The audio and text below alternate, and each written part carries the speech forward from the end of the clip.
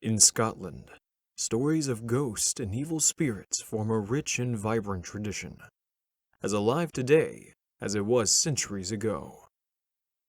It is one of the oldest genres in Scottish mythology, and certainly the most enduring. For as little is known today as it ever was about where we go when we leave this earth. What of that time before the soul leaves the body? And what of the body in the ground? The dank, dark earth houses many secrets, and it is there that ghosts and other spirits are bred. The newly dead and the long dead are the most frightening, for they are the most venomous in their attacks on unsuspecting family or even strangers. Beware of the fleeting glimpse of something unknown. Watch out for the unexpected flash of light in a haunted house. Take note when the chair moves in an empty room. And if a body is laid out for burial in a house near you, sleep elsewhere. For spirits of the dead come back in many strange forms. There's no doubt about that, as these stories will tell. There once was a man who lived on the shores of Scotland.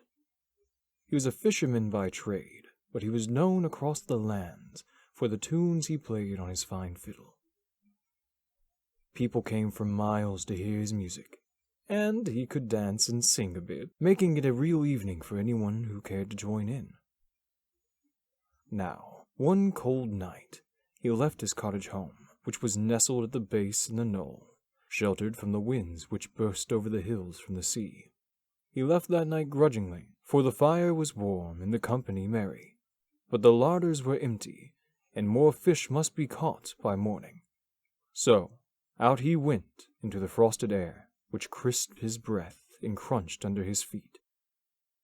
And on to his cold, dark boat he climbed, and out to sea, where he settled himself under the oilskins and drew out his fine fiddle and began to play. The Fiddler of Gord, as the man was called, played for hours as the fish drew closer to hear the wondrous music, catching themselves in his net, but not fighting at all, so comforted were they by the strains from his fiddle. Then the fiddler headed homewards, his basket groaning with fresh fish, tastier for having expired happily. As he passed the grassy knoll that hid his sweet, snug cottage from the fierce winds, he heard a graceful melody, and stopping in his tracks and laying down the basket, he listened. There was a light that glistened and beckoned through the grass, and as he drew towards it, the music grew louder. A door had opened in the hill, and from the inside came the enchanted music of the fairy folk. A melody so divine and so simple, his heart grew in his breast and pulsed with pure pleasure. The Fiddler of Gord entered the door that night, and it was shut firmly behind him. The cottage, tucked into the base of the knoll, was quiet as the night grew longer and the fiddler did not return, and finally, when it neared dawn, the youngest son was sent out with a lantern. And when he returned with the fiddler's basket of fish, there was no doubt in their minds that he had been blown off the cliffs and into the sea. The family lived there for many years, but the fiddler did not return. Finally, they moved from that place to another, and a new family took over the cozy cottage tucked at the base of the knoll. They made a happy home there, warmed by the hearth and protected from the angry winds by the arm of the hillock.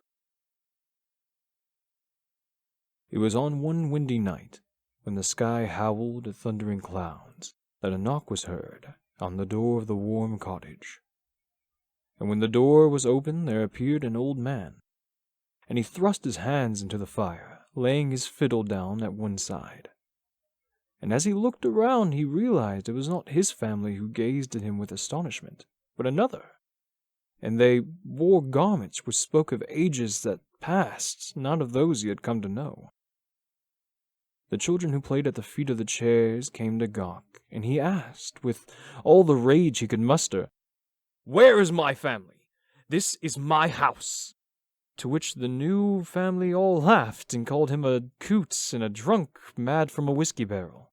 But the old grandfather of the family stayed silent, and then at length he said quietly to the indignant guest, "Where do you hail from, man?" And when the Fiddler of Gord explained, the grandfather nodded his head slowly and said, "Yes, you did live here once, but a man of your name disappeared, gone 100 years now." "Well, where are my folk now?" whispered the Fiddler of Gord, his face a mask of confusion and fear. "Dead," came the reply, and the room was quiet once more. "And so I'll join them," said the fiddler, and drawing himself up to full height, he left the glow of the hearth and the warmth of the family, and headed to the top of the hillock, where the winds blew cold and frosty, crisping his breath and crunching under his feet.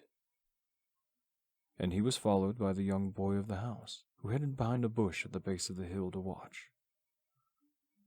And there, in a glorious symphony of sound, the fiddler played a rich and moving song that tugged at the chord of the boy's heart and filled his eyes with burning tears. And those tears burnt the melody into his memory, and it remained there until he died.